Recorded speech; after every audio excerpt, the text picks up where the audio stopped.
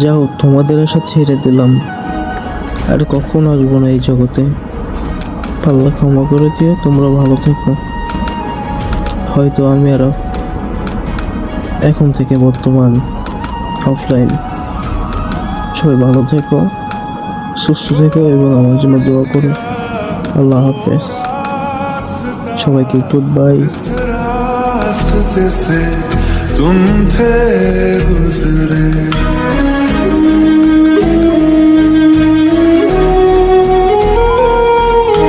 छोड़ दिया वो रास्ता जिस रास्ते से तुम थे गुजरे, तोड़ दिया वो आईना जिस आईने में तेरा अक्स दिखे।